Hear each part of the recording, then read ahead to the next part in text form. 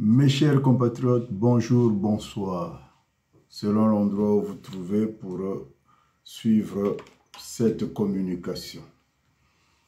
Aujourd'hui, je veux vous parler de la naissance de ce concept de l'opposition congolaise de juxtaposition. Pourquoi je le fais? C'est pour dire à ceux qui pensent que M. Sassou Nguesso est l'alpha et l'oméga du Congo, avec tous ses alliés. L'OCJ est né suite à l'audition des propos que j'ai retranscrits d'un grand chef africain, Mobutu, président du Zaïre à l'époque.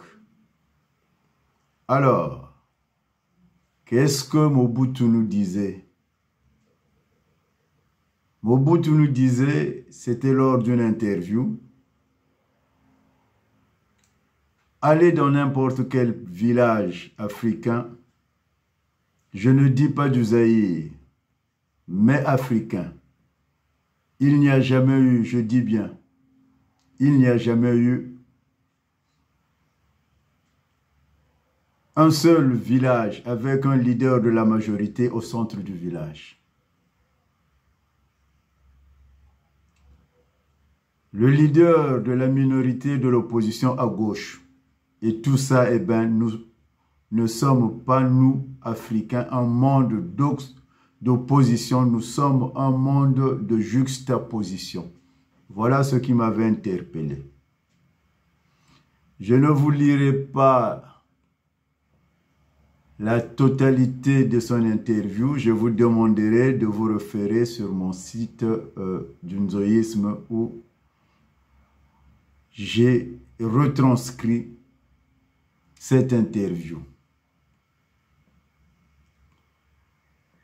Suite à cela, j'aimerais féliciter ce jeune homme de Brazzaville, du Congo-Brazzaville, qui m'a envoyé ce matin un mot me disant ceci. Bonjour l'oncle. J'ai déjà vu ça. Il fait allusion à la vidéo sur l'interview de Mobutu. Je sais, tu as horreur des qualificatifs. Me permets de te le dire. Tu rejoins le panafricanisme. J'aimerais dire à ce jeune homme que je suis contre un panafricanisme débridé. Ce n'est pas que je suis contre le panafricanisme, je pense que je ne serai pas africain. Et il continue. Et je suis très content, Mobutu avait bien su l'exprimer et l'expliquer. Mais le pauvre, il y a trop de pesanteurs. Je voulais dire, il y avait trop de pesanteurs à l'époque, il ne pouvait aller entièrement au bout de son action compte tenu des Américains qui l'avaient aidé à neutraliser Lumumba et accéder au pouvoir. Et plus loin, il dit ceci. Cela est arrivé à Kadhafi et consorts. L'opposition de juxtaposition est adéquate à la réalité sociologique de l'Africain. Ce qui est très intéressant dans le mot qu'il vient de m'envoyer, c'est de dire, parlons du Congo. On a un chef qui a le sang de ses compatriotes dans ses mains. L'opposition de juxtaposition est un cauchemar pour lui. Oui, je le concède parce que l'opposition de juxtaposition ne peut qu'être un cauchemar pour tous ceux qui ont du sang dans les mains et les accompagnateurs de ces gens-là. Pour lui, car il sera emmené à révéler les crimes qu'il a commis pour accéder ou conserver le pouvoir. Très belle analyse.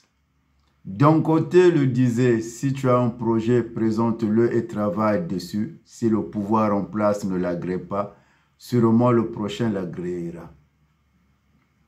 Je lui réponds par l'affirmative et c'est ce que je suis en train de faire aujourd'hui en invitant les Congolais d'adhérer à l'opposition congolaise de juxtaposition. L'Afrique n'a pas besoin d'une dite opposition bavardeuse qui s'associe encore au maître colon pour atteindre ses objectifs, mais plutôt une opposition qui travaille à côté du pouvoir, tel un père et une mère s'assistent mutuellement pour l'éducation de leurs enfants dans le foyer. J'accepte volontiers cette métaphore. Je prends en exemple l'acharnement de la France sur le couple présidentiel congolais. Sur la question des biens mal acquis est un outrage au droit international.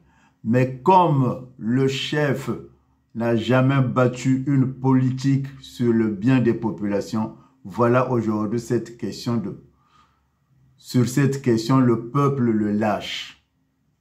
Très belle analyse, mon cher jeune. Bref, on a besoin de dirigeants panafricanistes qui travaillent pour l'intérêt des populations. Voilà l'opposition de juxtaposée trouvera son rôle et sa mission. À vous, jeunesse, de comprendre ce que c'est que l'opposition de juxtaposition. Je vous laisse mon mail, car je ne laisse pas open les commentaires sur mes sites. armand.mondiono@gmail.com pour ceux qui veulent m'écrire et échanger comme ce jeune qui vient de m'écrire sur mon mail. J'en ai terminé.